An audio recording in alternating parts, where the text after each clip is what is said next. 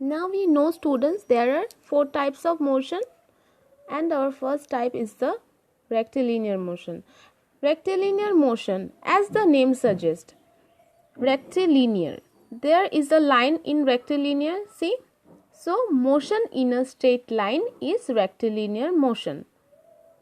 Let's, for example, if a car is moving in a straight line along a straight road, we say that the car is performing rectilinear motion. How? If a car is moving, that is, the car is in motion, we know anything that is moving is said to be in motion. That means a car is in motion, and the car is traveling along a straight road. What type of road it is? It is along a straight road. So, the car is performing what motion? Rectilinear motion. That means rectilinear motion is nothing but a motion in a straight line. So, in this type of motion, the path of the moving object is straight line.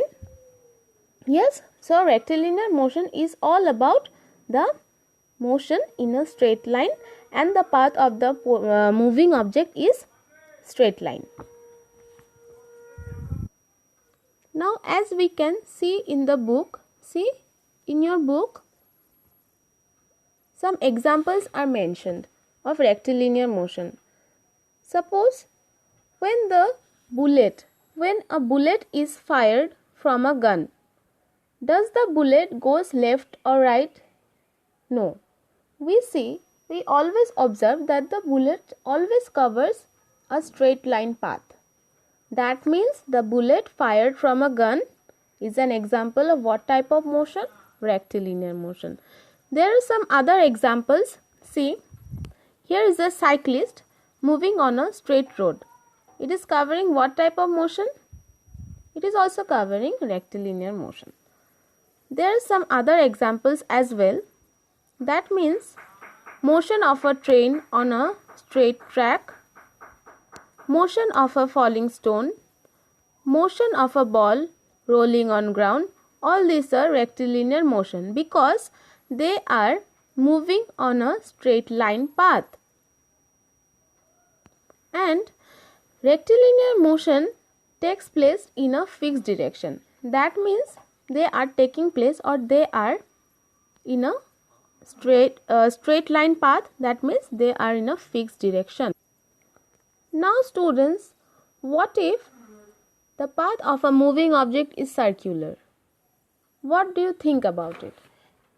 In our earlier case, we have seen when the path of the motion is straight line, the motion is called rectilinear. Now, if the path of a moving object is circular, it will be not rectilinear. Now, what will be the motion called? Yes, you guessed it right. That is, it is what motion? It is circular motion. That is what our next type of motion is. So, the definition of circular motion will be, if an object is moving in circles, it is undergoing what motion? Circular motion. Or more accurately, we can say it's the motion of an object along the circumference of a circle. Circumference of a circle means, here is a circle drawn. So, circumference of the circle means length of the boundary of the circle which is curved. Length of the boundary.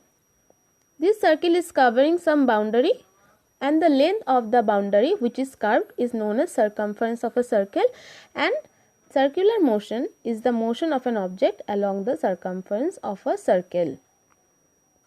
We will discuss now the circular motion by an activity. First step is, let us take a piece of stone and tie it to a thread. Now we will whirl it. Whirl means we will move it.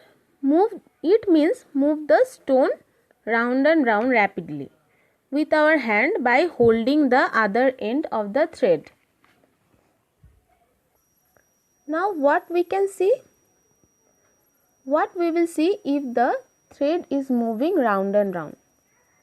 We will see that the stone moves along a circular path. Yes, when we move the thread round and round with our hand, we will see that the stone is moving along a circular path. This means what? This means that the stone tied to the thread is undergoing circular motion. Yes, the stone is undergoing circular motion. At the same time, we have noticed another thing, students.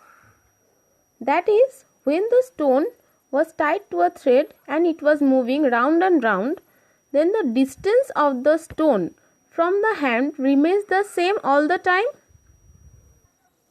See here, the distance is, we have kept it as r. The stone is at the left side, hand is at the right side, and the distance between the stone and the thread is, that is stone and the hand, is what? R.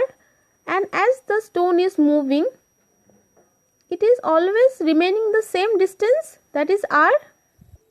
And here the hand is a fixed point, that is, it is called the center of circular path covered by the stone. From this we come to our conclusion that what? In circular motion, that means the stone is covering circular path, that means it is performing circular motion, right? From this we conclude that in circular motion the object moves in such a way that its distance from a fixed point here is what? Hand. Distance from a fixed point remains the same. Now we will see some examples of circular motion. See, here is a watch, and we know any clock or any watch has what? 3 hands. So see, the 3 hands are moving, that means the 3 hands are rotating. So what type of motion it is covering? That means the 3 hands of the watch are covering what type of motion? They are covering circular motion. That means tip of the hands. Tip of any hand of a watch performs circular motion. But the watch as a whole, is it moving? No. We are talking about the tip of the hand of the watch, not the watch as a whole. Okay? If you are asked, students, does the watch perform circular motion or the tip? You will answer what? The tip of the watch, tip of the hands of the watch perform circular motion. Now our second example is ceiling fan. A ceiling fan, does the ceiling fan as a whole moves? No. The blades of the ceiling fan is rotates round and round when the switch is on.